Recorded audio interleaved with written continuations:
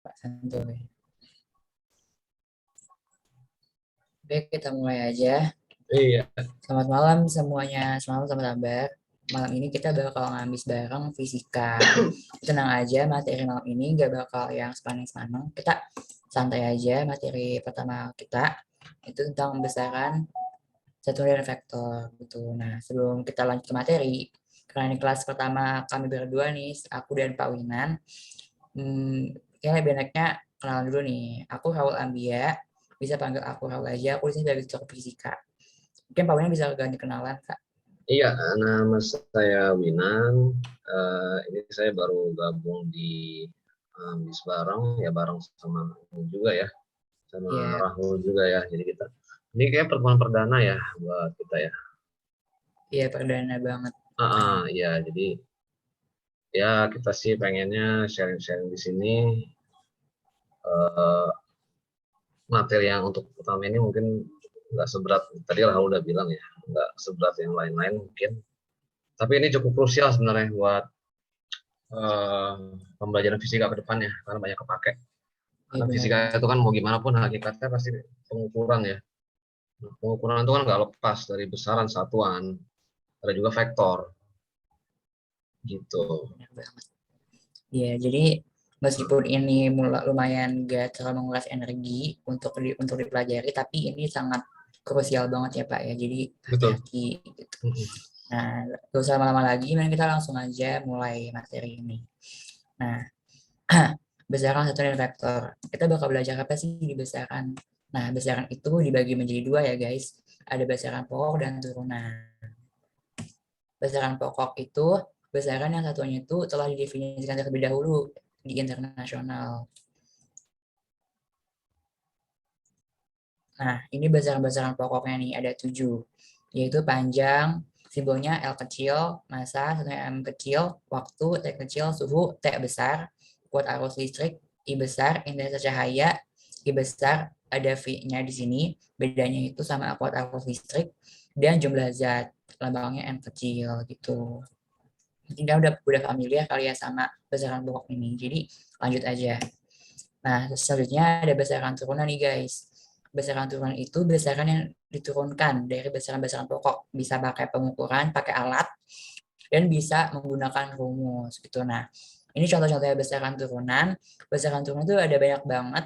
Di fisika itu kayak kayak misalnya medan magnet, terus kayak rumus-rumus gitu itu satuannya itu diturunkan dari besaran pokok begitu. Nah, ini contoh-contohnya aja ya guys. Ada luas, itu simbolnya A besar, kecepatan, percepatan, gaya, tekanan, usaha, massa jenis, dan lain-lain. Nah, massa jenis ini disimbolkan dengan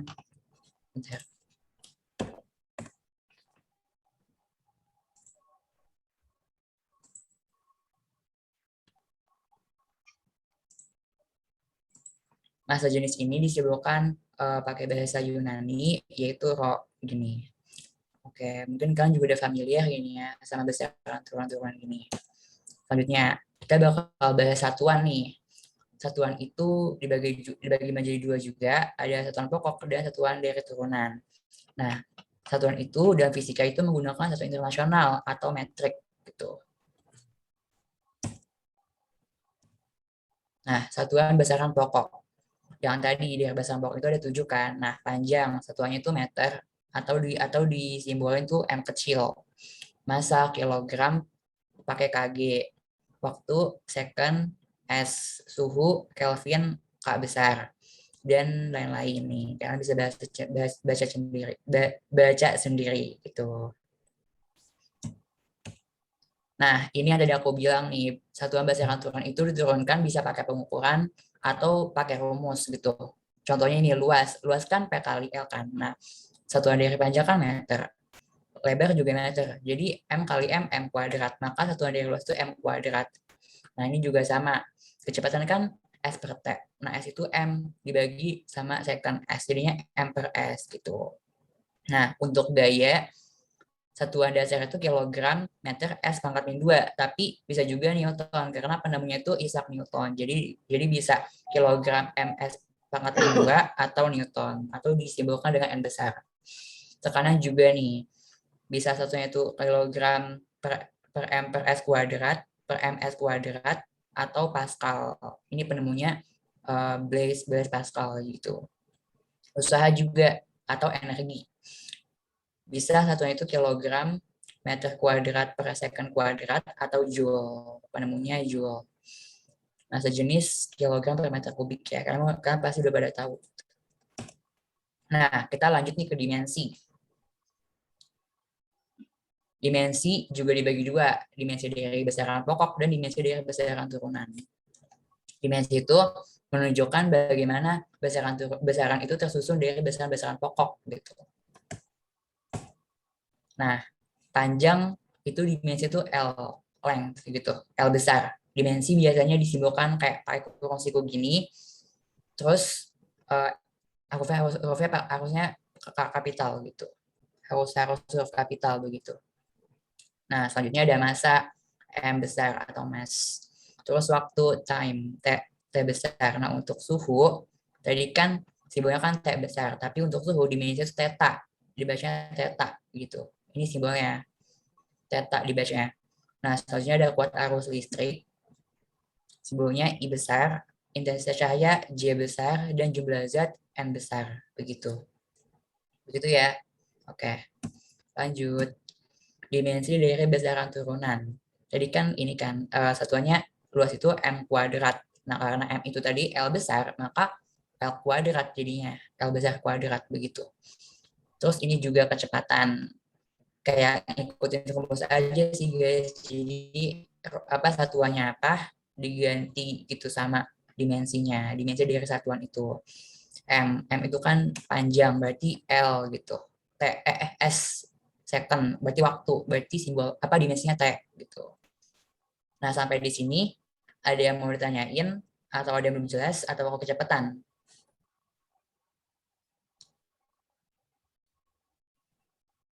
Ini juga gaya M kali M besar, L besar, T min 2 begitu. Jadi lihat dulu nih satuannya apa gitu. Kemudian di-convert ke dimensi.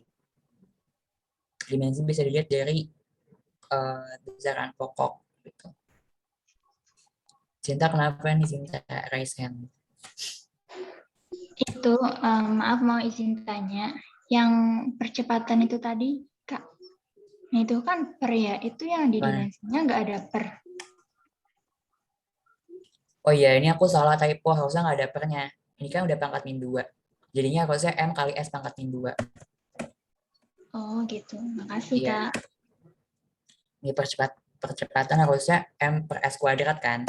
Tapi aku situ typo, maaf banget ya guys. M kali S pangkat min 2. Gitu. Kira-kira Cinta itu divisi habis barang, maaf. Oke. Lanjut ya guys. Nah, selanjutnya kita bakal belajar nih angka penting.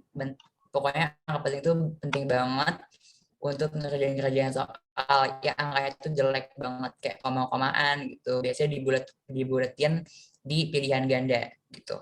Nah, kita bakal belajar apa sih di angka penting? Ada 5 nih submaterinya, yaitu notasi ilmiah, aturan angka penting, aturan pembulatan, penjumlahan dan pengurangan angka penting, perkalian dan pembagian angka penting. Nah, yang pertama, kita bakal bahas notasi ilmiah. Dalam aturan angka penting, bilangan-bilangan puluhan, ratusan, ribuan, dan seterusnya bisa jutaan, miliaran, itu memiliki angka-angka nol di deretan terakhir kan. Nah, itu harus ditulis dengan notasi ilmiah untuk mempersingkat penulisan. Begitu. Contoh ini bentuk umumnya gitu. B kali 10 pangkat N. Dengan B itu bilangan penting. Bilangan penting ya, harus bilangan penting. Yang nilainya itu antara 1 dan sampai 9 gitu. Jadi 1, 2, 3, 4, 5, 7, 8, 9. Gak boleh 10. Kalau 10 itu kan bisa dikali sama 10 pangkat N-nya. Jadi harus sampai 9 doang gitu. Nah, N itu ordenya ya guys. Orde itu kayak pangkat yang terdiri dari bilangan bulat begitu. Nah, kita bakal bahas nih aturan angka penting. Aturan-aturan apa yang bisa kita pelajarin gitu. Nah, yang pertama itu semua angka bukan 0, berarti 1 sampai 9 itu angka penting. Ya, 1 sampai 9 itu angka penting. Kalau 0 itu bukan penting. Nah, semua angka 0 yang terletak di deretan akhir terakhir setelah angka di belakang koma termasuk angka penting nih, contohnya 23,30. itu termasuk angka penting juga gitu, meskipun biasanya kita nggak anggap itu termasuk angka penting. Di sini berarti ada 4 angka penting ya guys.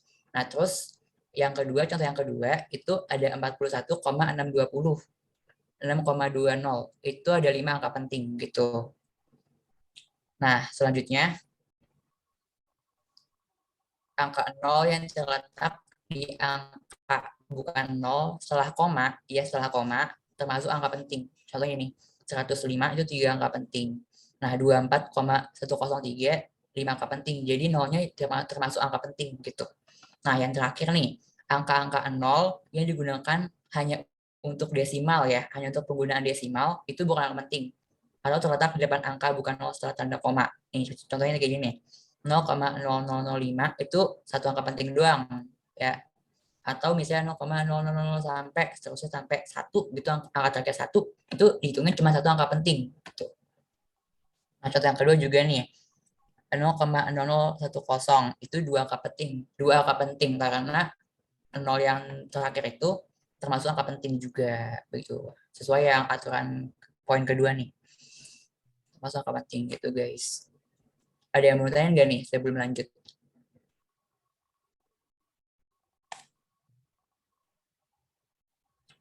Aman ya guys, aman. Nah terus ada aturan pembulatan gitu. Ketika kita melakukan perhitungan biasanya kan angkanya jelek tuh, koma-komaan biasanya dibulatin kan. Nah ada aturannya juga nih untuk membulatkannya. Yang pertama, angka hasil perhitungan yang lebih dari 5 ya berarti 6, 7, 8, 9, nah sampai 9 doang ya, 6, 7, 8, 9 itu dibulatkan ke atas gitu. Misalnya ini nih 3,237 dibulatkan menjadi 3,24, tiganya jadi naik gitu karena 7 ini dia lebih dari 5 gitu. Nah terus poin kedua, angka hasil perhitungan yang kurang dari 5 dibulatkan ke bawah. Contohnya 4,231, satu ini kan kurang dari 5 kan, maka ini hilang gitu, dibulatkan ke bawah jadi 0, berarti 4,23 aja gitu. Terus yang terakhir, angka hasil perhitungan yang tepat 5. Sekarang tepat 5 nih, jadi kan lebih dari 5, kurang dari 5, sekarang tepat 5. Dibulatkan ke atas jika angka sebelum 5 ganjil. Berarti dibulatkan ke atas jika sebelumnya itu ganjil gitu. Contohnya ini nih, 5,175 itu dibulatkan jadi 5,18. Karena 7 itu lebih dari karena 7 itu ganjil gitu. Jadi dibulatkan ke atas. Jadi 8 gitu. Terus dibulatkan ke bawah jika angka sebelumnya itu genap. Contohnya ini nih, 7,885 dibulatkan ke bawah jadi 7,887 gitu. Ada yang mau tanya nggak nih sebelum lanjut tentang aturan pembulatan?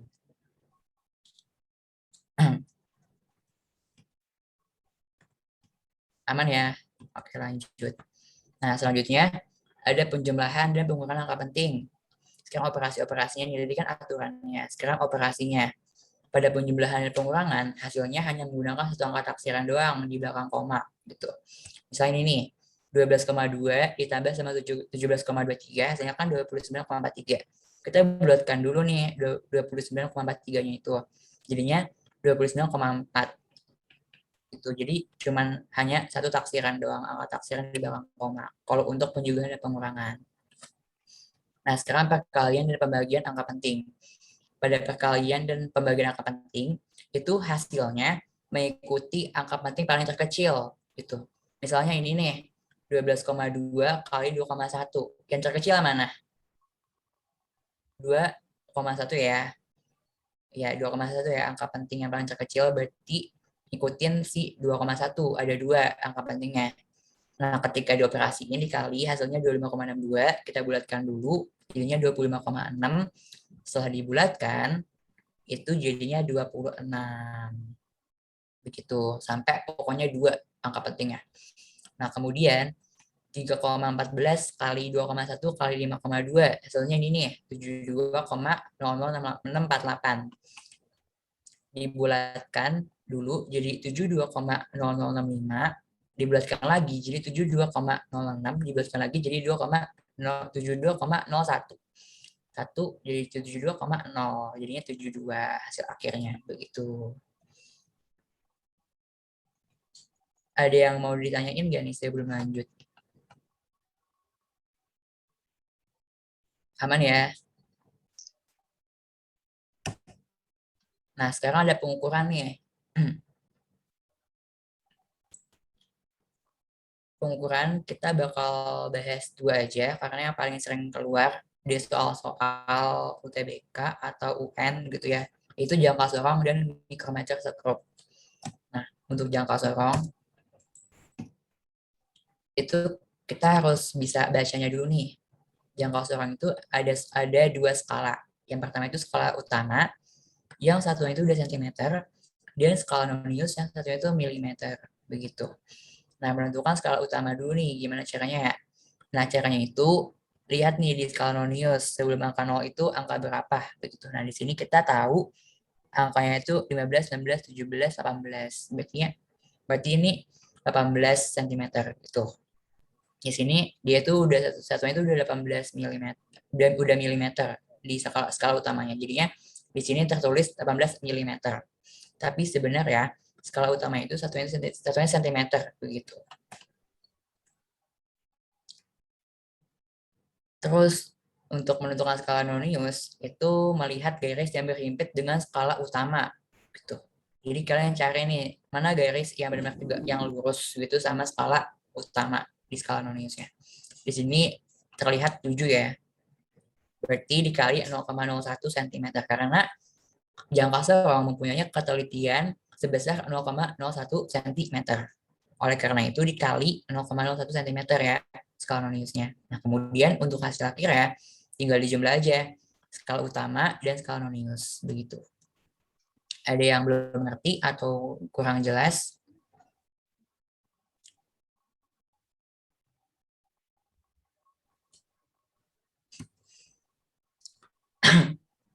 Berarti udah jelas ya. Nah, selanjutnya ada micrometer sekrup. Sama kayak jangka sorong, punya 2 skala juga, tapi bedanya di satuannya. Nah, skala utama itu udah milimeter.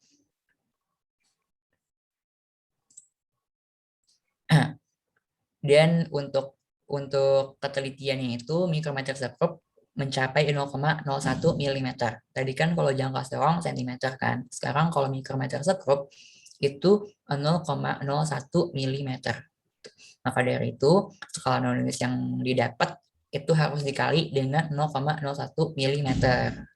Kemudian setelah kita mendapatkan skala utama dan skala noniusnya, kita tinggal jumlahin aja guys gitu, dan itu hasil akhirnya jadinya. Nah, biasanya micrometer sekrup ini untuk mengukur diameter begitu. Sebenarnya dua-dua ini tadi jangka sorong dan micrometer sekrup ini untuk menentukan panjang suatu benda gitu.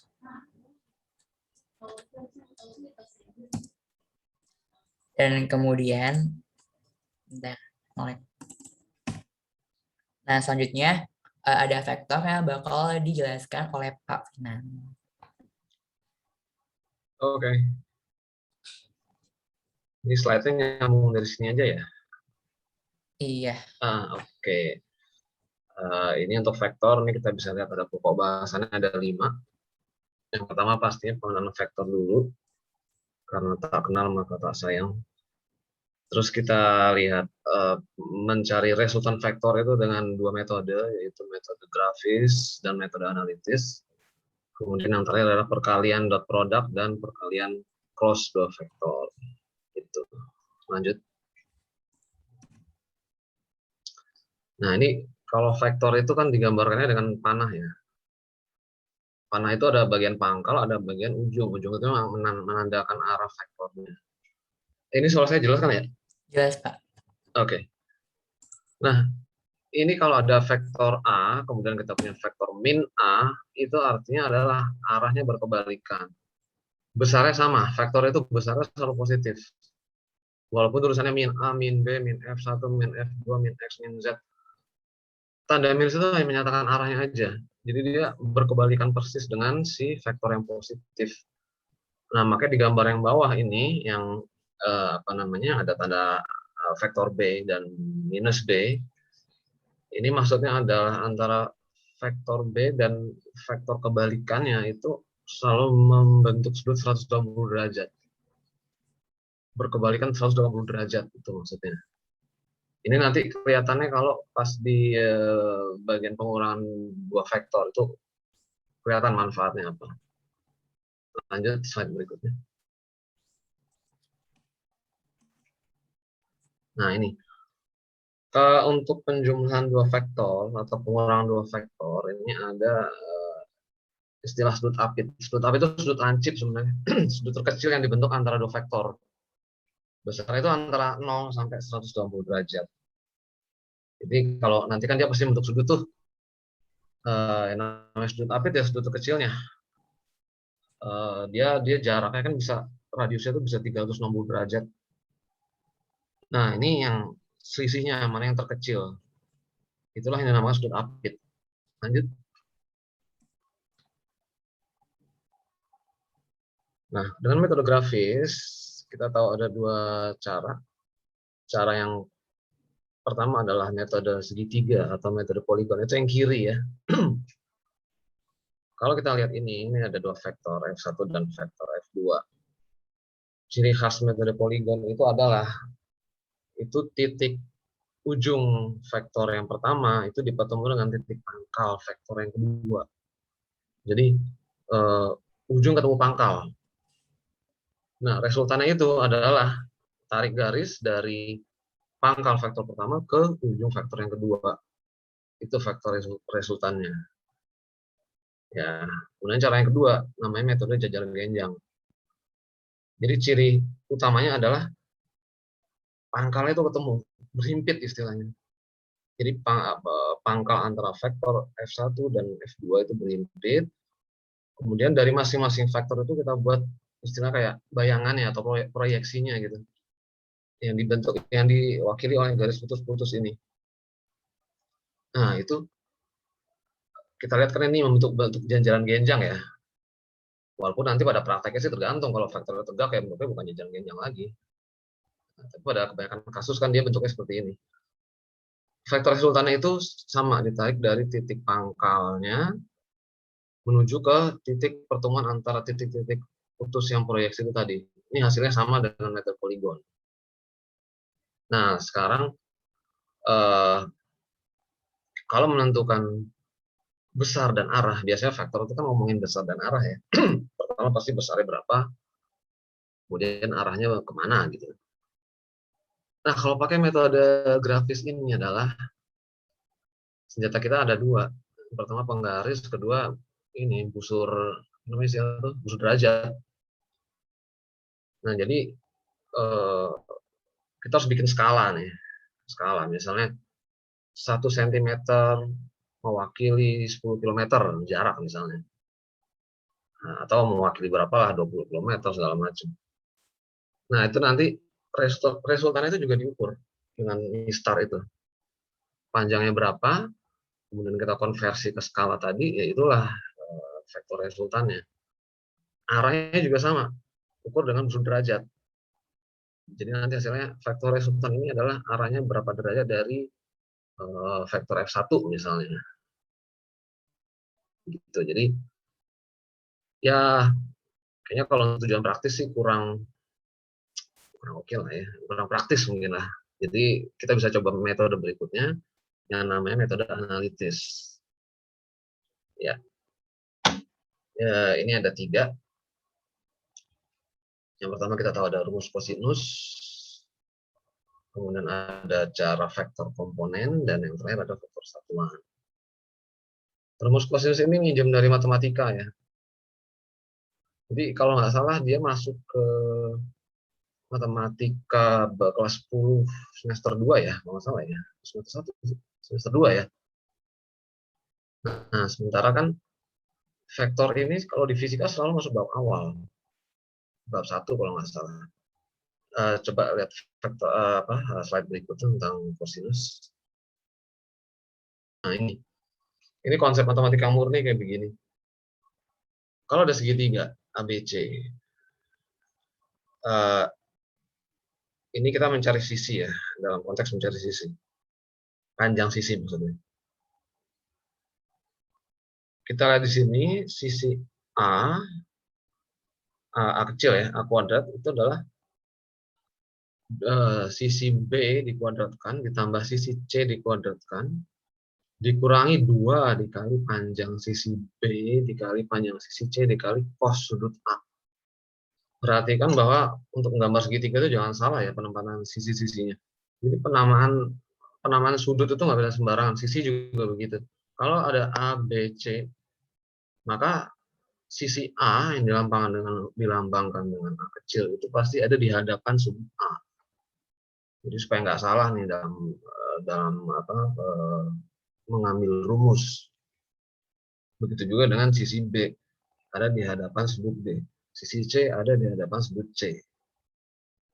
Jadi jelas untuk bisa menemukan panjang sudut A kita harus punya panjang, kita harus tahu panjang sisi B, kita harus tahu panjang sisi C, kita harus tahu besar sudut A. Itu. Nah, nanti untuk mencari nilai A ya otomatis diakarkan. Demikian juga untuk mencari panjang sisi B, kita harus tahu dulu panjang sisi A, harus tahu panjang sisi C, harus tahu besar sudut B. Mencari panjang sisi C, kita harus tahu panjang sisi A, panjang sisi B, dan besar sudut C. Gitu. Ya, lanjut ke berikutnya. Nah, sekarang kita masuk ke penerapan di fisikanya nih. Kita punya dua vektor. Yang pertama vektor F1 diwakili oleh ruas garis OA dan vektor F2 diwakili oleh ruas garis OB. Nah, kalau penjumlahan dua vektor F1 dan F2 ini caranya gimana kalau pakai metode pakai rumus kosinus. Jadi kita ingat prinsip penjumlahan dengan metode jajaran genjang tadi ya. Pangkal ketemu pangkal. Jadi pangkal F1 kita pertemukan dengan pangkal F2. Kemudian kita buat proyeksi dengan garis-garis putus ini, garis putus-putus ini. Kita lihat ya garis AC dan garis BC. Kemudian kita tarik vektor resultannya yang garis merah dari O ke C. Perhatikan bahwa namanya juga jajaran genjang ya. Sisi AC itu panjangnya sama dengan sisi F2, dengan sisi OB. Demikian juga panjang sisi BC itu sama dengan panjang sisi OA. Gitu. Jadi kalau kita balik ke rumus yang di slide sebelumnya tuh, kita kan mencari resultan nih ceritanya. Resultan itu kan yang garis merah, dalam hal ini diwakili oleh OC. Ya. Di sini untuk mencari OC, kita harus tahu panjang dari ruas garis OA. Kita harus tahu panjang ruas garis AC.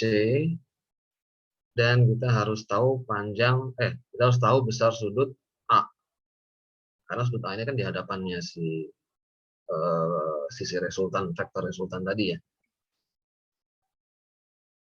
Nah, kemudian kita sudah tahu ya panjang OA itu adalah panjangnya vektor F1.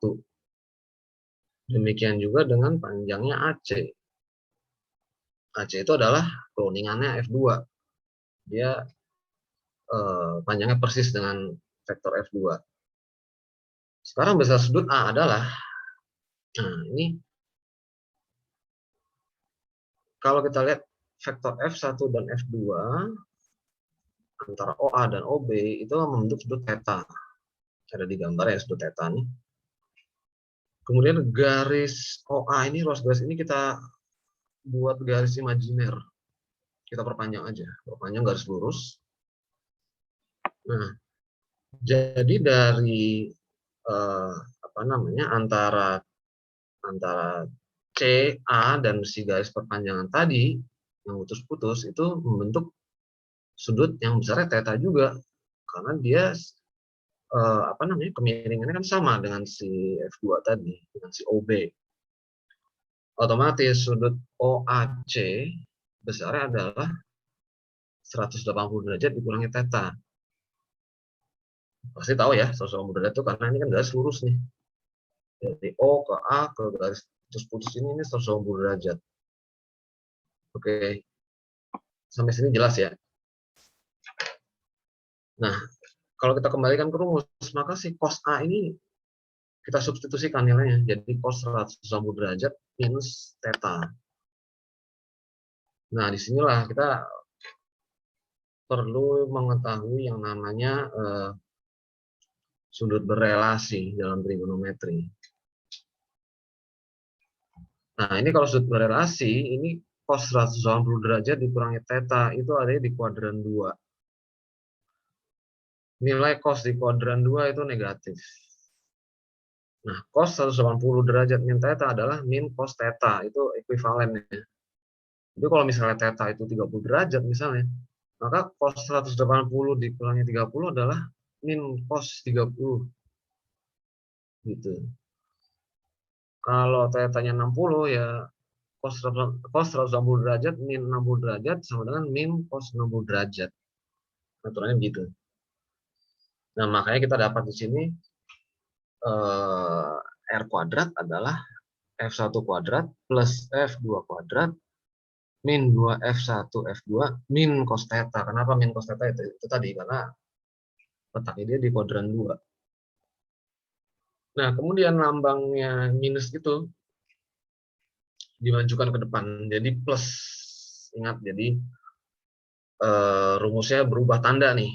Cos-nya jadi positif karena minusnya maju ke dipertemukan dengan standar negatif tadi. Jadi rumusnya adalah F1 kuadrat plus F2 kuadrat plus 2F1 F2 kali cos theta. Untuk mencari R tinggal diakarkan. Gitu. Oke, lanjut ke berikutnya. Saya bilang dulu ya.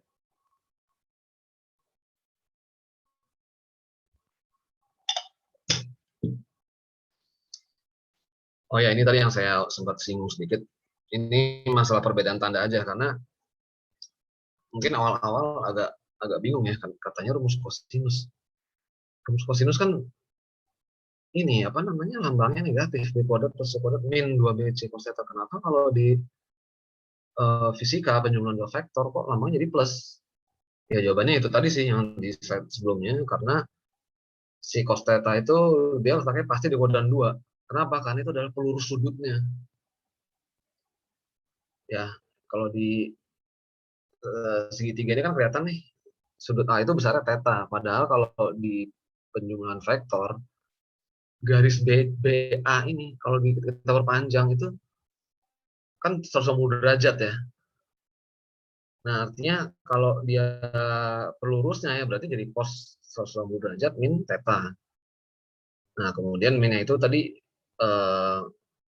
mungkin maksudnya biar mempermudah ya, akhirnya jadi dikalikan dengan tanda negatif yang ada di tengah-tengah itu tadi. Ya, lanjut berikutnya. Nah, sekarang kalau pengurangan gimana?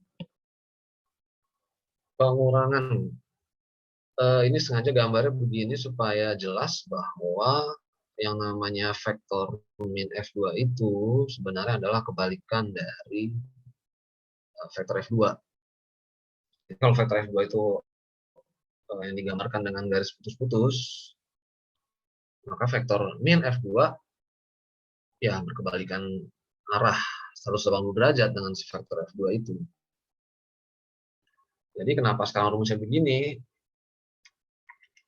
Nah, ini sebenarnya ada cara pertama kalau pengurangan dua vektor. Ini cara yang pertama nih.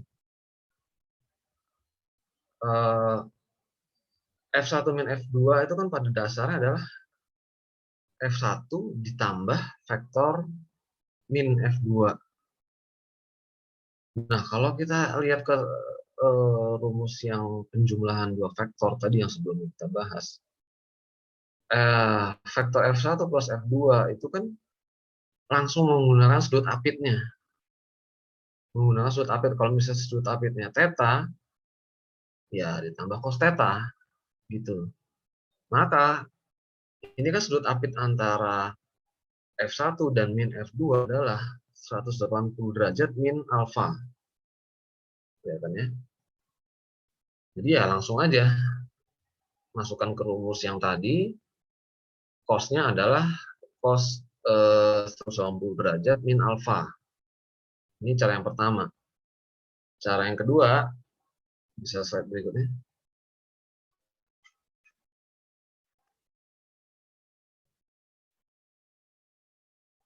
Nah, cara yang kedua ini yang digunakan adalah pelurusnya. Maaf, sorry. Yang kedua ini adalah sudut yang mereka salah.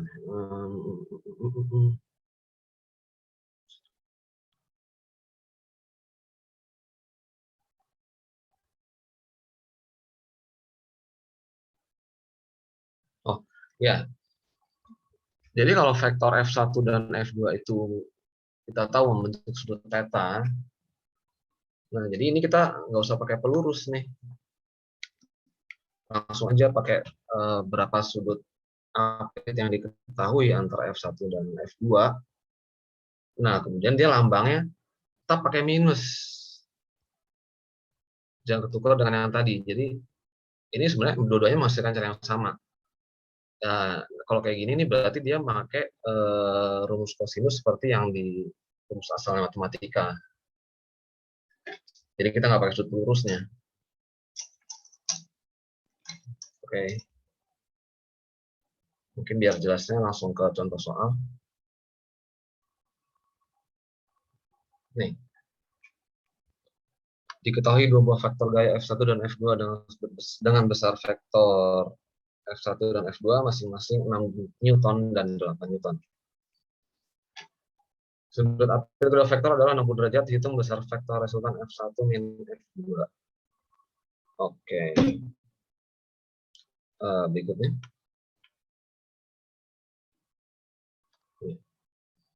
Cara yang pertama itu kita menggunakan sudut pelurus. Pelurusnya yaitu sudut antara F1 dan min F2. Sudut antara F1 dan F2 adalah 180 derajat minus theta. Ya kan? Karena kan sudut antara F1 dan F2 adalah theta. Nah, berarti, sorry bisa balik ke gambar sebelumnya. Nah, antara F1 dan F2 kan 60 derajat nih. Berarti antara F1 dan min F2 adalah 180 dikurangin 60 derajat. Gitu, jadi ya 120 derajat lah ya. Nah, oke, berikutnya. Nah, hasil perhitungannya ada di sini. 6 kuadrat plus 8 kuadrat bla bla bla bla dikurangin cos 60 min cos 60 derajat, hasilnya adalah ini kalau dijumlahkan 2 kali 13 Newton. Nah, cara yang kedua ini kita nggak pakai pelurus nih, langsung kalau sudut F1 dan F2 diketahui yaitu theta, maka caranya langsungnya maksudnya si theta ini nih 60 derajat.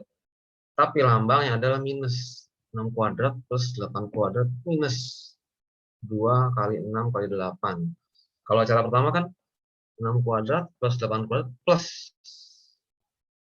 Itu. Jadi kalau yang pakai tanda plus, itu kita pakai sudut lurus. Tapi kalau yang pakai minus, ini dia langsung aja pakai sudut apit nih. Antara F1 dan F2. Kalau yang ditanya F1 min F2. Hasilnya sama. Gitu.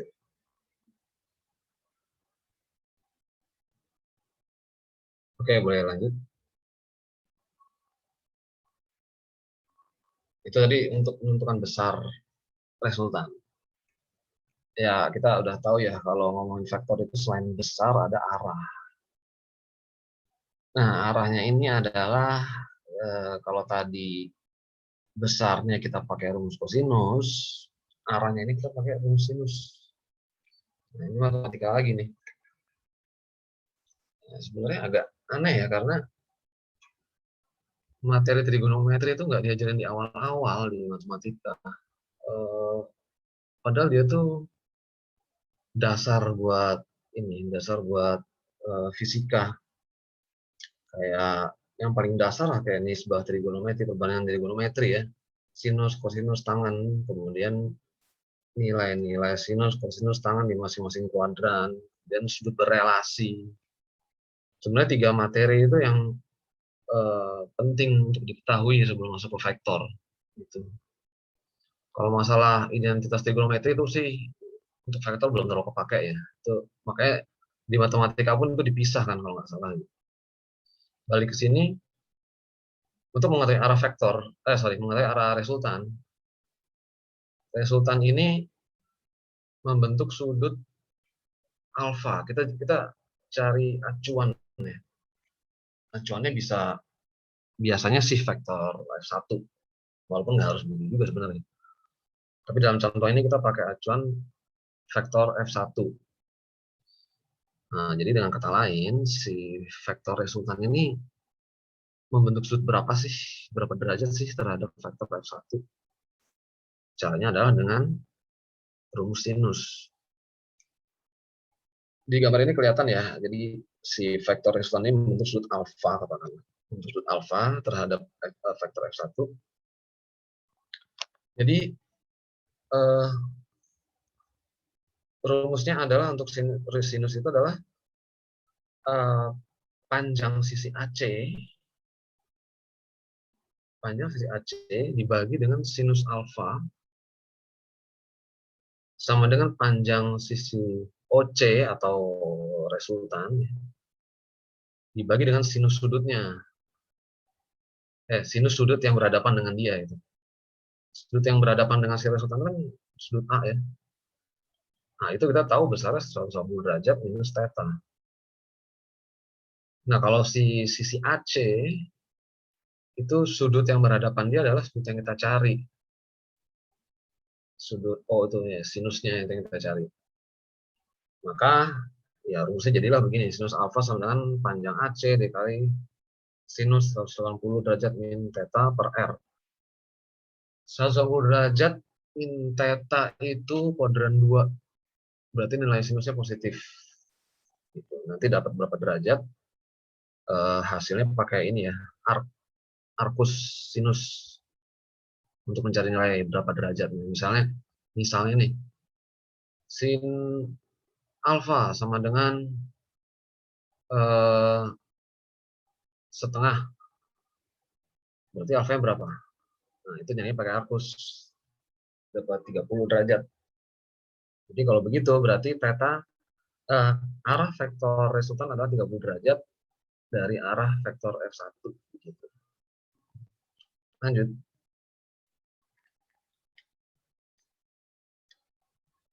Cara kedua adalah dengan vektor komponen. Vektor komponen itu apa sih? Jadi kita menguraikan sebuah vektor menjadi komponen-komponen dalam sumbu X dan sumbu Y, di mana kedua komponen tersebut saling tegak lurus. Ini dari gambarnya udah kelihatan ya. Dan ini akan berlaku teorema Pythagoras. Saya cepat tahu saya ngomong.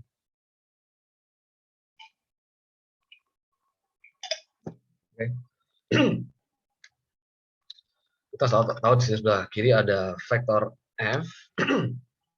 Kemudian vektor F ini membentuk sudut beta terhadap sumbu X positif. Nah, ini ini ada segitiga sebelah kanan ini kita pisahkan supaya gampang kelihatan.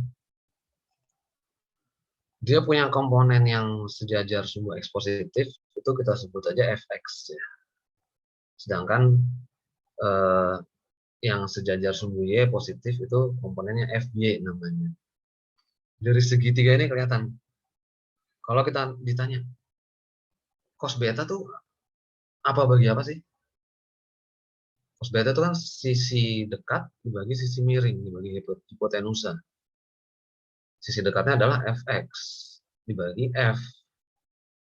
Jadi kalau kita pengen tahu berapa besar Fx-nya, ya tinggal dikali silang. Fx-nya itu adalah F dikali cos beta. Demikian juga dengan sinus si beta ini. Sinus itu kan sisi depan dibagi dengan sisi miring. Atau Fy dibagi F. Kalau kita nyari komponen Fy, kali silang lagi. Hasilnya adalah F dikali sin beta. Begitu. Lanjut. Oke. Sekarang untuk mencari besar vektor F nih. misalkan kedua komponen itu sudah diketahui. Komponennya kan fx dan fy.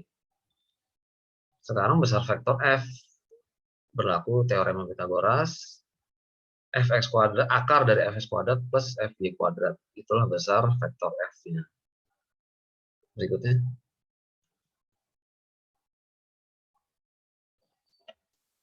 Nah, ini yang tadi saya bilang. Apa namanya, kita kalau ngomongin vektor komponen itu mesti ingat peraturan kuadran juga ya, peraturan tanda-tanda kuadran. Di sini kan kita banyak main dengan sinus dan kosinus. Ya, jadi kalau nilai di di kuadran 1 itu kan semuanya nilai positif ya. Mau nilai kosinus, nilai sinus positif. Kuadran 2 yang positif hanya sinus. Kuadran 3 yang positif sebenarnya tangan. Di sini tangan nggak diikutin ya, karena nggak ikutan. Kuadran 4 yang positif itu kosinus. Oke, dulu kita kalau ngafalin sindikat tangan kosong itu sin tan kos. Oke, lanjut.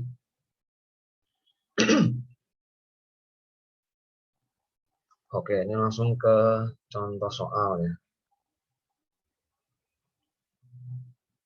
Kita punya 4 vektor gaya besarnya sekian sekian sekian, kelihatan.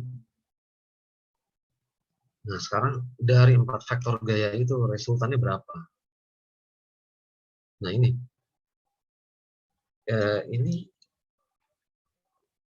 penggunaan vektor komponen ini kan kepake banget ya, terutama di mekanika. Itu biasanya di dinamika sama statika. Statika itu kan keseimbangan statis benda tegar. Kemudian di listrik statis juga ada untuk alat pergerakan. Tapi kalau itu lebih ke ini sih, lebih ke biasanya paling cuma 2 gaya itu. Jadi kalau pakai vektor komponen bisa, pakai yang tadi rumus kosinus juga bisa. Oke, medan magnet juga ada vektor ya. Ini balik ke contoh yang ini ya. Sengaja pakai S2 30 derajat semua biar ngitungnya gampang. Gaya ini diuraikan per gaya nih. Gaya F1 12 Newton, kita lihat sudut gayanya kan 30 derajat nih. Jadi ini harus dibagi antara komponen X dan komponen Y. Komponen vektor F1 adalah F1X. F1X itu berapa? 12. Dia besarnya 12 Newton ya. Dikali cos 30. Kenapa cos 30? Karena ini komponen X. Begitu juga dengan si vektor 2, 3, dan 4. Caranya sama. Nah, ini kenapa ada yang minus kayak vektor F2 nih. F2 karena dia adanya di kuadran kedua. Nilai kuadran 2 adalah untuk kosinus adalah negatif. Maka negatifnya kita taruh di depan nih. Sebenarnya sih 10 dikali min cos 30 sebenarnya begitu. Tapi ini untuk kemudahan penghitungan ya sama aja kan hasilnya ya. Min 10 dikali cos 30. Begitu juga seterusnya. F3 itu ada di kuadran 3.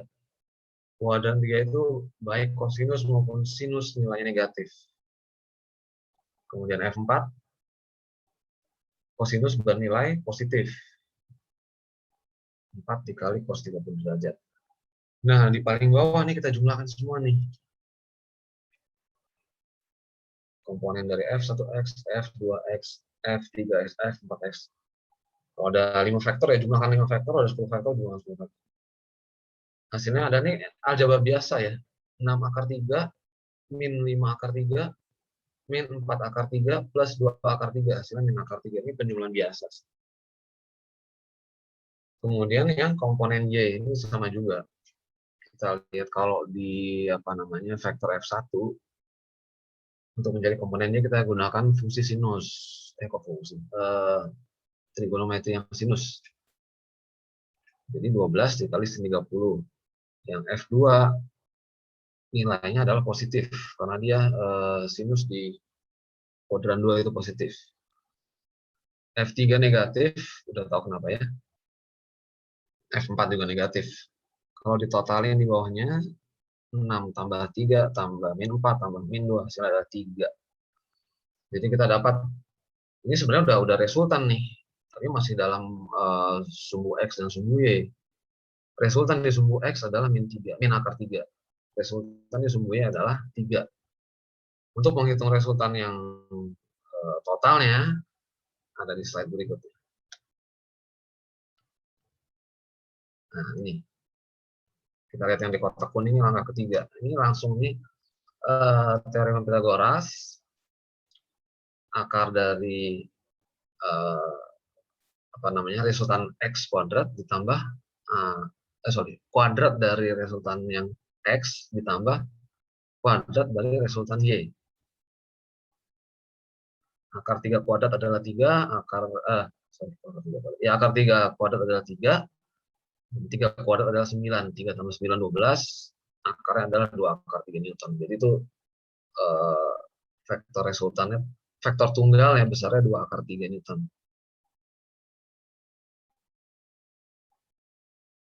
Nah, ini kalau vektornya ada lebih dari 2, susah mau pakai rumus kosinus. Bisa, cuma nggak praktis dan lama. Karena dari 2 vektor, hitung dulu resultan berapa, baru nanti resultan dijumlahkan lagi dengan vektor satunya lagi, dapat resultan total. Nah, itu makan waktu. Jadi kalau vektornya lebih dari 2, lebih mudah pakai vektor komponen ini. Ya, lanjut.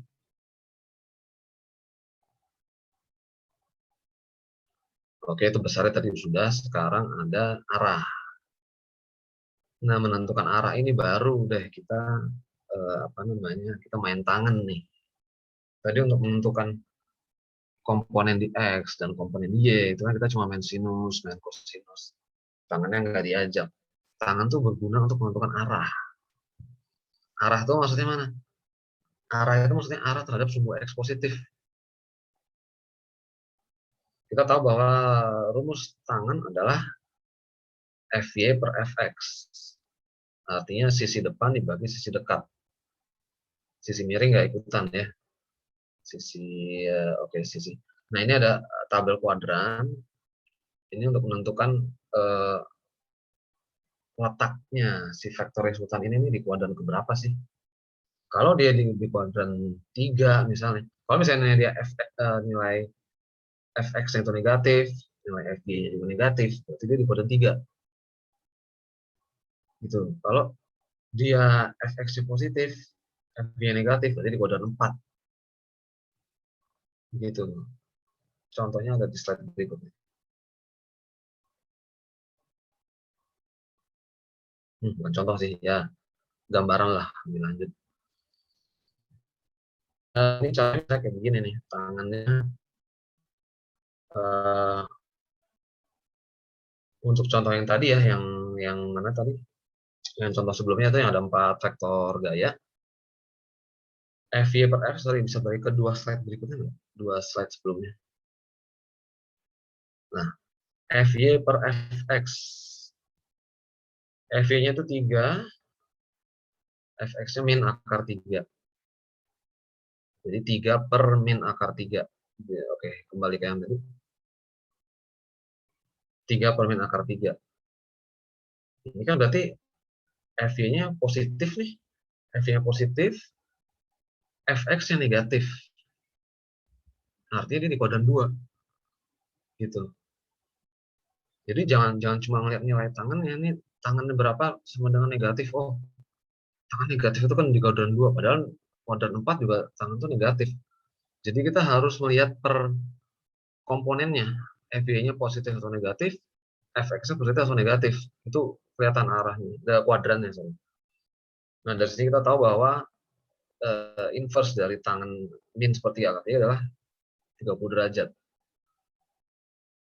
Bukan minnya ya, maksudnya sepertiga akar 3 itu kan besar sudutnya ada 30 derajat. Min itu menentukan di kuadran berapa dia berada. Jadi kalau ditanya dia membentuk sudut berapa terhadap X positif, maka dia membentuk sudut 150 derajat karena tangannya itu 30 derajat itu kan antara si resultan dengan si sumbu X negatif.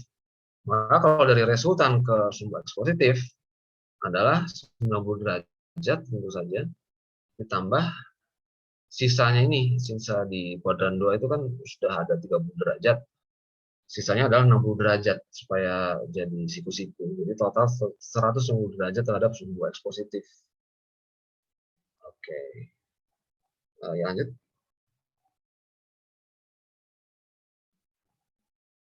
Nah, ini yang terakhir adalah vektor satuan. Belum terakhir ya. Ya. Vektor satuan ini vektor besarnya atau panjangnya 1. Nah, ini biasanya kalau ada soal kayak begini cukup khas ya. Biasanya dia ditampilkan dengan petak-petak begini. Di mana masing-masing petak itu ya bisa menggambarkan 1 kilometer atau 1 Newton atau apalah, pokoknya nilai 1 semua. Nah, ini dia tuh sebenarnya hampir sama dengan vektor komponen. Dalam arti yang kita ketahui itu adalah komponen-komponen di X dan di Y, di sumbu X dan sumbu Y. Cuman kalau di vektor satuan itu yang dipakai, yang diistilahkan itu bukan X sama Y, biasanya dia pakai I dan J. I itu menyatakan arah sumbu X, J menyatakan sumbu Y. Biasanya kalau di matematika ada sumbu ketiga namanya K. Makanya di matematika itu ada vektor ruang, ada vektor bidang. Kalau di fisika kan jarang, biasanya dipakai cuma vektor bidang.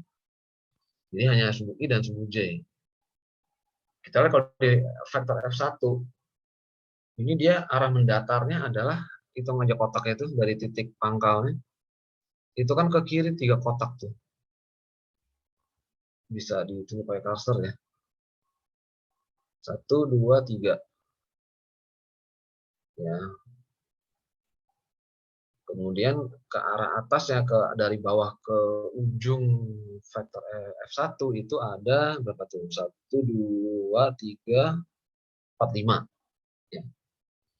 Maka si F1 itu kita nyatakan dengan min 3i, karena min i ya, dia ke kiri, plus 5j. Kenapa plus? Karena ke atas. Maka dengan cara yang sama F2 juga kita tentukan begitu. Ini kalau kita hitung ada 1, 2, 3, 4, 5, 6, 7, 7i. Ke atasnya ada 6. 7i plus 6j. Nah, F3 begitu juga. Arah mendatarnya ada 10. Dan arah yang J, karena dia ke bawah, maka dia minus. Min 2. Maka resultannya, ini tinggal dijumlahkan aja yang I dengan I, J dengan J. Seletak, istilahnya itu seletak. Min 3 plus 7 plus 10 hasil 14, 5 plus 6 min 2 hasil 9. Menghitung resultan sama dengan vektor komponen, kita menggunakan teorema Pythagoras. Jadi langsung aja 14 kuadrat plus 9 kuadrat. Hasilnya akar 277. Ya, berikutnya. Oke, ini saya serahkan kembali kepada Kak Rahul untuk menjelaskan materi berikutnya. Sebelum lanjut ke materi berikutnya, ada yang mau bertanya nggak nih ke Pak Winan terkait tadi vektor dari resultan vektor-vektor tadi gitu. Ada nggak nih yang masih belum paham gitu atau kurang jelas, atau mungkin konsepnya belum nyantol banget di otak gitu? Ya, belajar tuh emang perlu perenungan ya. Kita susah memang mau menjejalkan materi dengan cepat tuh nggak bisa. Perlu waktu, dan itu emang terutama buat yang kelas 12 ya. Ya memang perlu ada extra effort. Ya kalau pada titik dijelasin ini belum dong banget itu ya wajar. Tapi nanti akan perlu pengulangan. Nah, mungkin di situ baru timbul pertanyaan. Bisa aja. Dan itu kalau mau nanya ya nggak apa-apa sih. Iya.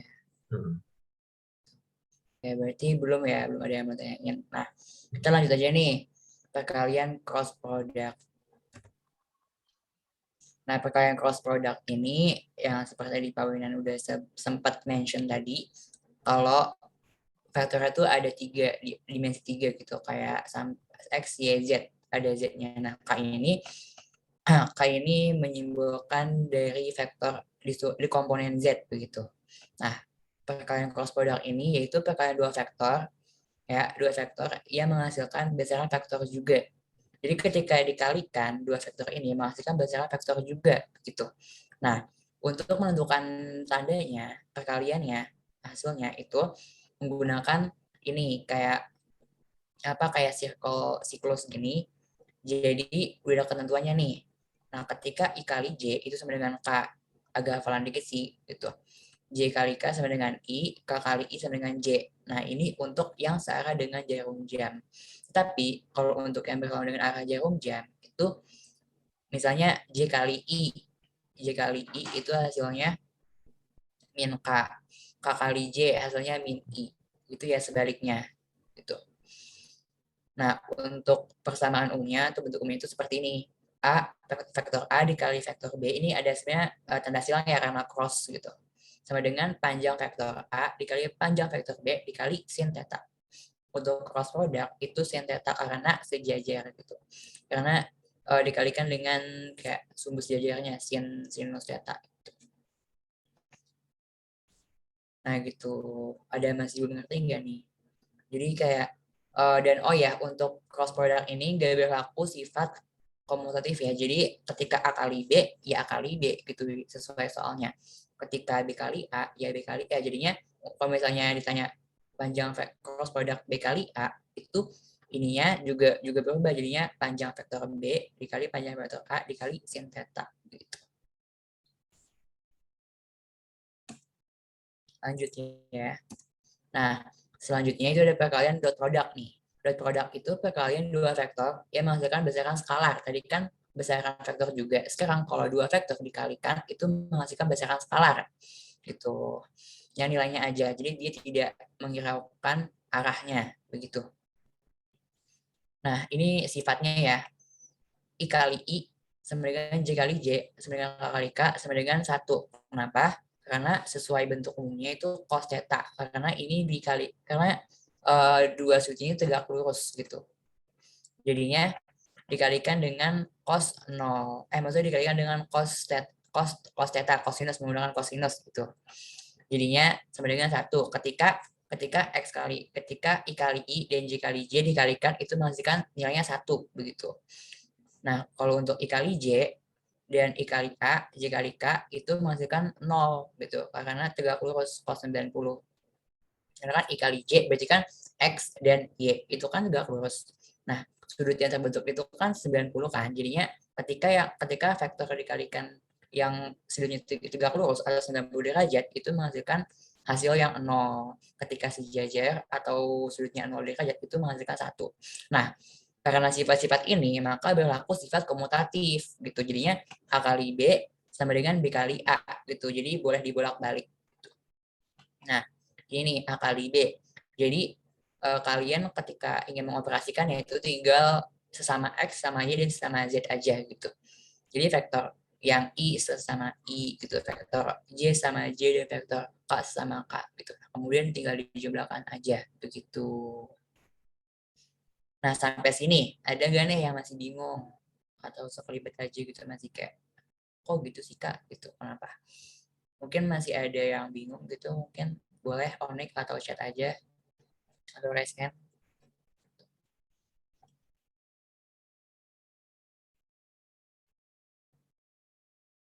Kayaknya nggak ada yang ya. Di matematika juga belajar kayak gini ya? Iya. Persis Iya, ya. Ada matematika bedanya nggak sih? sama aja sih Pak sebenarnya. Jadi dibahas di dua mata pelajaran sama persis gitu ya, ininya, isi materi. Iya, soalnya dipakai juga Hmm. di fisika. Oke. Ya gitu. Ya, sepertinya nggak ada nih yang mau bertanya. Nah, kebetulan udah selesai nih materi kita kali ini. Nah, selanjutnya kita bakal bahas post pretest yang tadi udah Pretest. kalian kerjain gitu. Ya, aku stop sharing dulu ya.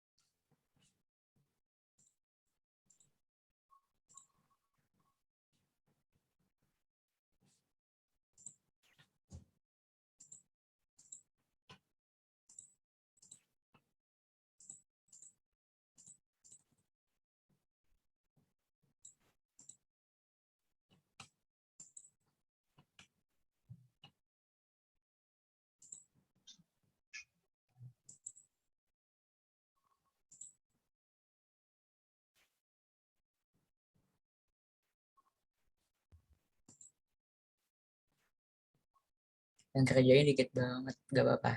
Dan yang baru yang paling benar itu inisialnya Y gitu.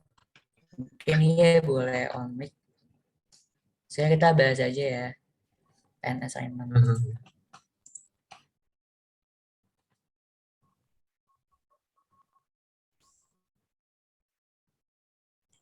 Ada soalnya gimana? Oh ya, question. Nah, ini yang mau bahas siapa dulu nih? Aku Pak Wina dulu nih.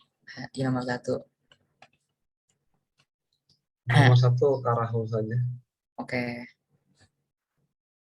Bentar. Jadi Kok nomornya berubah?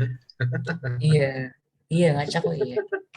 Nah, nomor 1, hasil pengukuran kapasitas panas C besar yang satu itu joule per Kelvin ya.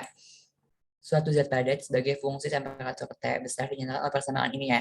C sama dengan alfa kali T besar tambah beta kali T pangkat 3. Nah, untuk menentukannya ini itu fungsi T ini harus sama dengan si C ini. Alfanya harus sama satunya dengan C. Nah, maka dari itu berarti alfa sama dengan berarti C dengan A sama dengan alfa kali T. Nah, satuan dari C ini kan joule per Kelvin kan. Berarti joule pangkat min 1 dikali dengan dibagi dengan satuan dari T apa? Kelvin ya. Berarti dibagi dengan Kelvin. Nah, ini untuk satuan alfa. Nah, oleh karena itu, satuan alfa itu kita peroleh joule Kelvin pangkat min 2. Nah, sama caranya dengan untuk mencari satuan beta. Untuk mencari satuan beta itu C sama dengan beta kali T pangkat 3. Jadi satuan C kan joule kali K pangkat min 1. Nah, T ini kan K ya. Berarti K pangkat 3. Sama dengan beta. Berarti satuan dari beta itu joule kali K pangkat min 4. Maka dari itu, satuan untuk alfa, joule kali K pangkat min 1, dan satuan untuk beta, joule kali K pangkat min 4.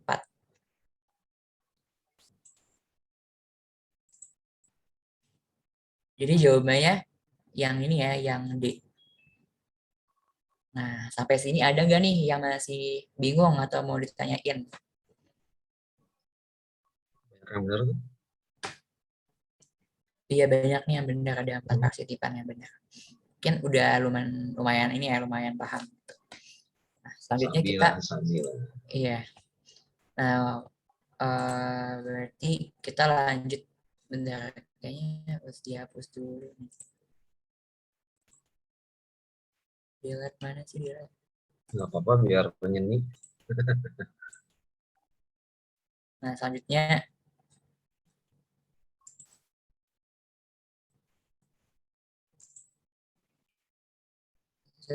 nomor 2 nih. Kawinan mungkin mau jelasin. Di antara kelompok besaran di bawah ini yang hanya terdiri dari besaran turunan adalah besaran turunan, artinya kalau ada satu aja yang merupakan besaran pokok itu pasti salah. Benar Kita banget. lihat yang A itu kuat arus massa gaya. Di antara ini ada yang besaran pokok nggak? Ada.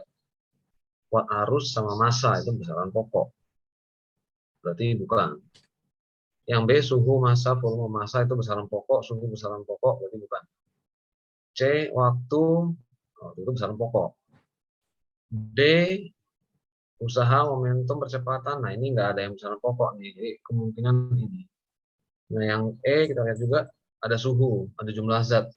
Berarti fix jawabannya adalah yang D. Benar semua.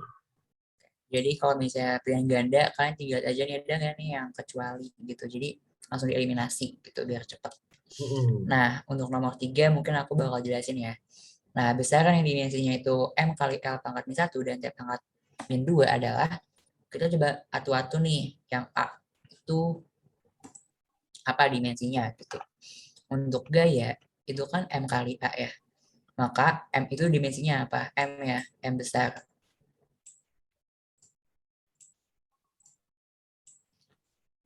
M kali A. Nah, A itu kan S per apa V per T ya. Berarti M kali ini deh, gaya itu kan M kali A. Nah, A itu kan S per T. Susah nulis gitu kan. Iya, nggak punya pen nih saya. Nah, M itu kan satunya kan panjang ya. Berarti kan kilogram. Nah, kilogram itu L itu kan meter per meter per S. M per S. M kali S pangkat min 1. Ini berarti jadi min 2 gitu kan. Nah, berarti M kali panjang, berarti L gitu ya. M kali L, ini L, maaf bentar.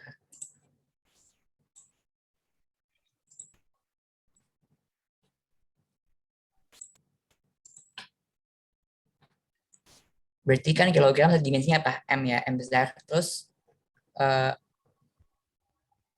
M itu kan meter, berarti L besar. Terus second itu kan T, berarti T pangkat min 2. Nah, ini salah nih. Berarti gaya bukan. Nah, sekarang tekanan. Tekanan itu kan F per A, ya kan? Ya enggak? F per A kan, rumus itunya. Nah, F itu tadi kita udah ini nih, M kali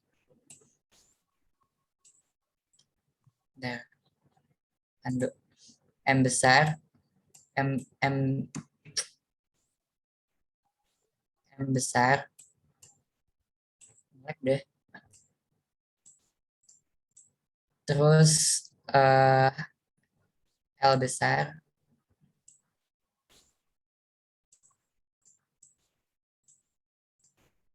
T pangkat min 2. Terus dibagi sama A. A itu kan L pangkat 2 ya. Ya, L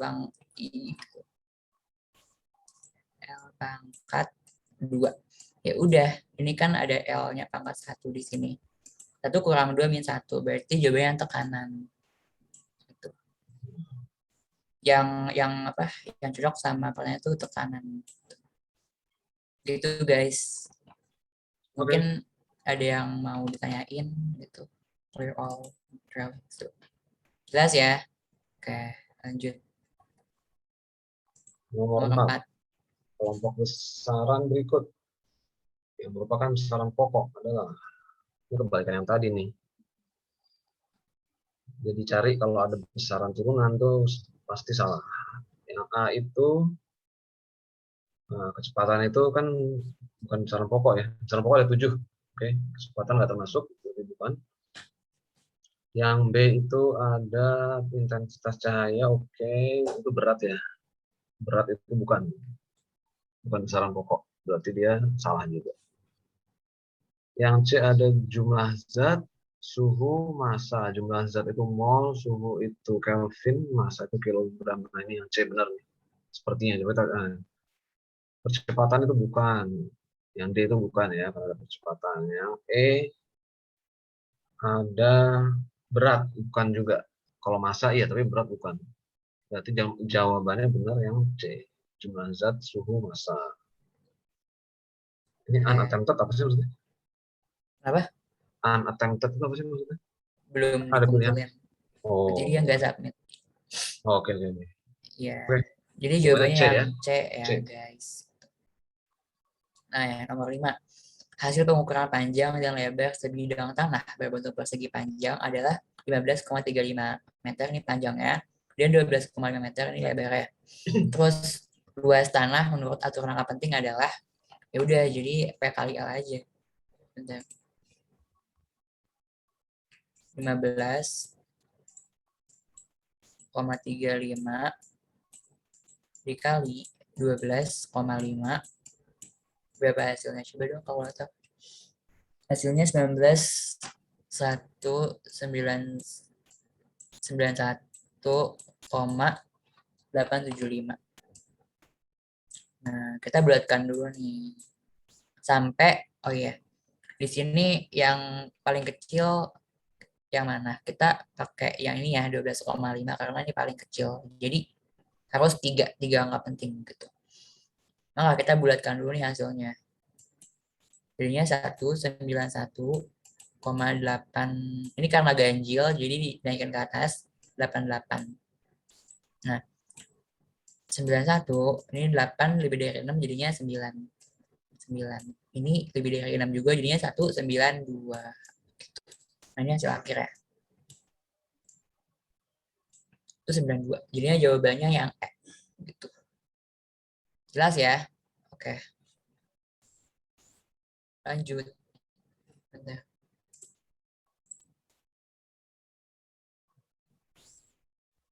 Nomor 6. Nomor 6 saya apa kawinan nih? Ini ya C ya. Oh yang ini oke, ini adalah pengukuran ya, metode pengukuran. Ini dia. Nah ini kan Kecil banget. ada yang, ini kalau diperbesar bisa nih, tapi nggak apa-apa karena kita udah perbesar sendiri tadi. Ini adalah bagian dari micrometer scope. Ya oke, micrometer scope. Ini kalau kita lihat ukurannya di skala utama itu yang atas itu panjangnya kan angka 6 tuh. Ya, angka 6 mm. Kemudian yang skala bawah itu ada 7 strip. 1, 2, 3, 4, 5, 6, 7 strip. Masing-masing strip di skala bawah itu kan 0,5 mm. Jadi kalau ada 7, ya kali kan. 7 dikali 0,5 jadinya 3,5 mm. Kemudian kita lihat skala Nonius. Skala Noniusnya menunjukkan itu berimbit dengan garis horizontal 45. Artinya 0,45 mm. Jadi kita jumlahkan berapa tadi? 6 ditambah 3,5 ditambah 0,45. Hasilnya adalah 6,95. Iya, 6,95 jawabannya. Gitu. Yang D ya? Iya. Jadi pertama tentuin dulu skala utamanya sama skala noniusnya, habis itu tinggal dijumlah ya. Itu guys. Oh, ini. Nah, aku bakal bahas nih, ini juga udah di spoiler di Twitter. Jadi ada sebuah perahu menyeberangi sungai yang lebar itu 180 meter dan kecepatan arus airnya itu 4 meter per second. Bila perahu diarahkan menyelang tegak lurus sungai dengan kecepatan 3 mph, maka setelah sampai seberang, perahu telah menempuh lintasan sejauh berapa? Nah, kita bikin ilustrasinya dulu nih. Jadi kayak ini sungai ya. Ini kayak titik. Ini titik awalnya di sini. Kita sebut titik A. Nah, ini 180 meter. Nah, kita bikin nih tadi di kayak vektor gitu. Perahu kan mau ke sini nih. Nah, terus airnya ke sini. Airnya tegak lurus ke sini. Nah, berarti kita harus mencari nih vektor resultannya ke sini berarti. Bentar. Ke sini arahnya. Tuh, ini V resultan ya. Tuh. Nah, ya udah. Jadi berapa nih? Arus airnya 4. 4 arus potensi perahunya 3 ya. 3. 3. Berarti V resultannya itu 3 kuadrat ditambah 4 kuadrat sama dengan akar 5R. Sama dengan 5. Bentar.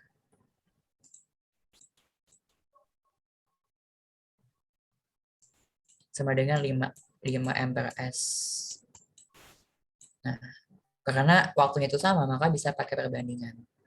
Berarti 100 berikan S per T kan. Bentar, S per V, maaf, sorry. S per V banding S2 per V2. S awalnya itu kan 180. Dibagi V1. V perahunya. V perahunya itu 3 sebelum divektorin. Nah, terus S2 yang kita tanya dibagi sama resultannya 5. Maka hasilnya itu 300 meter. Ini 60 kali 5 300 meter. Karena waktunya sama bisa pakai perbandingan gitu. Kalau enggak ilustrasinya bisa pakai konsep kesebangunan gitu. Jadi dari sini perbandingan segitiga gitu. Jadi ini banding ini, terus ini VR banding yang ditanya. Gitu. Itu guys. Nah,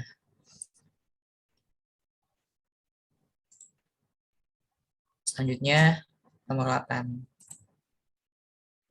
Mungkin Pak Bena bisa jelaskan. Oke. Ini vektor komponen ya. Vektor satuan, Iya. tapi ya caranya satu. Sorry, gambarnya bisa digedein bisa nggak sih? Nggak bisa. Nggak bisa ya? Cerai. Coba sini ya. Oke. Dua buah vektor, masing-masing F1-nya 10 satuan. F2 16 satuan. Yang ditanya adalah resultan kedua vektor pada sumbu X dan sumbu Y. Oke, seperti cara tadi ya, vektor komponen itu kan memang perlu kita buat uraian. Bayangkan ada 2 kolom ya, ada kolom komponen X dan kolom komponen Y.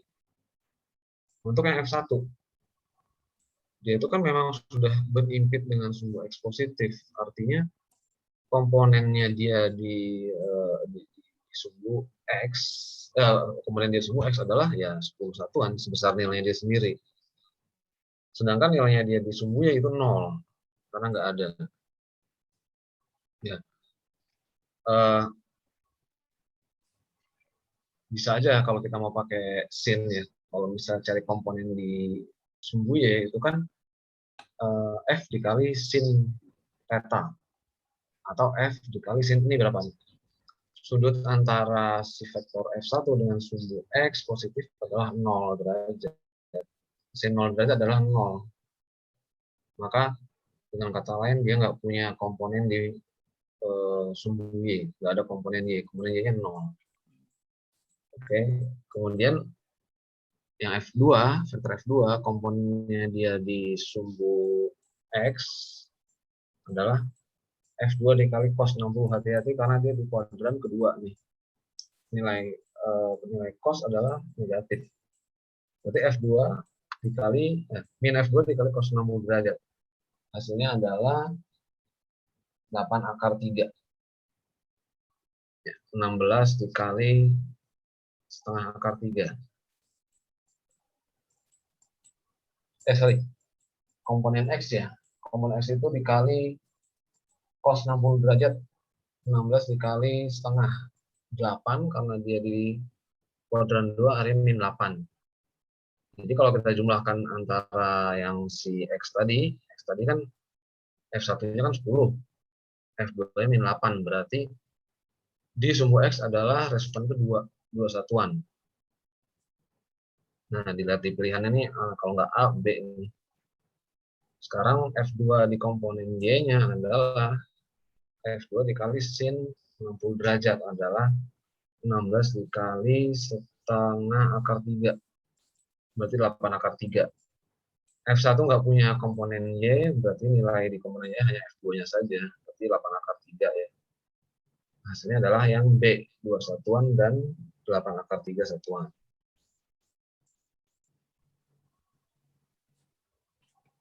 Oke, jadi pertama diuraikan dulu ya ke komponen X dan komponen Y. Kemudian X dan Ya. kemudian sama X dijumlahkan. Tapi perhatikan dulu di kuadran berapa gitu ya. Kalau di F1 kuadran tadi 2, kan 10 nih. hmm, F1 10. Kemudian F2-nya itu adalah min 8. Karena dia 10 F2 ya, dikali di kuadran 2. cos 60 derajat. Dan 2, min 8. Kemudian Hasilnya 10 sama 2 ya. min 8 itu 2. Nah, yang F1 dia nggak punya komponen Y itu 0. Nah, di komponen Karena sejajar dengan komponen X. Jadi yang dari betul. sudutnya. Gitu. Nah, F2 ini di komponen Y-nya adalah 16 dikali sin 60 derajat. 16 dikali setengah akar 3. Hasilnya 8 akar 3. Kalau kita jumlahkan sin yang total komponen Y, hasilnya ya 0 ditambah 8 akar 3. Hasilnya adalah yang B. Guys, kita lanjut nih. Nomor 9. Yang aku bakal bahasnya. Jika vektor OA itu 1,2 dan vektor OB 4,2 dan sudutnya dan data itu adalah sudut antara vektor OA dan vektor OB, maka tanda dari sudut ini itu berapa? Nah, kita bakal pakai si cross product dot product karena kita lebih gampangnya dot product agar hasilnya itu skalar gitu. Ini seperti yang tadi dot product itu yang ini ya, sama persamanya yang AB sama dengan A kali B kali cos theta. Tetanya ketemu gitu guys.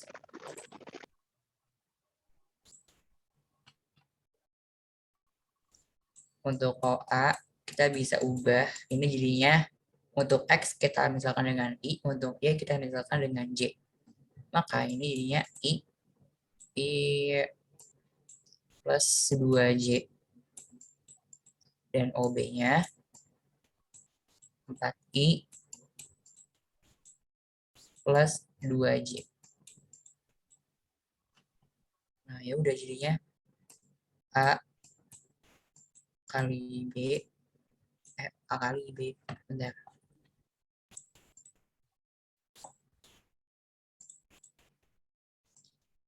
OA vektor OA ini vektor ya. Vektor OA kali vektor OB sama dengan panjang dari vektor OA dikali panjang dari vektor OB dikali cos theta sin theta cos theta sorry cos theta. Nah, untuk nyari cos theta ya udah jadinya OA kali OB per panjang dari vektor OA dan dikali vektor OB.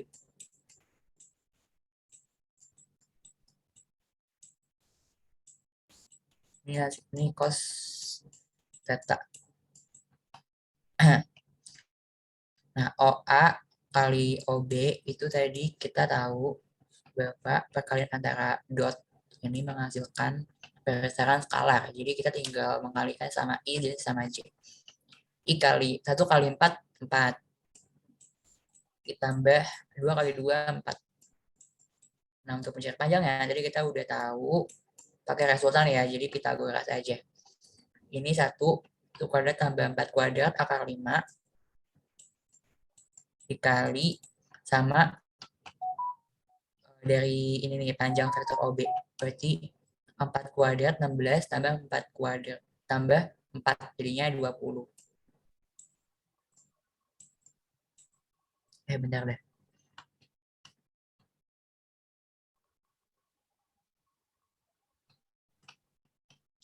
16 tambah 4 benar 20 kan? Oke. Nah, terus cos theta 8 per 20 kali 5 100 agar 110 cos theta. Jadi tinggal sederhana aja 8 bagi 2 4 10 bagi 2 5 Nah, ini kan masih cos theta. Kita lihatnya tan desa. Kita tan. Dia udah bikin segitiga.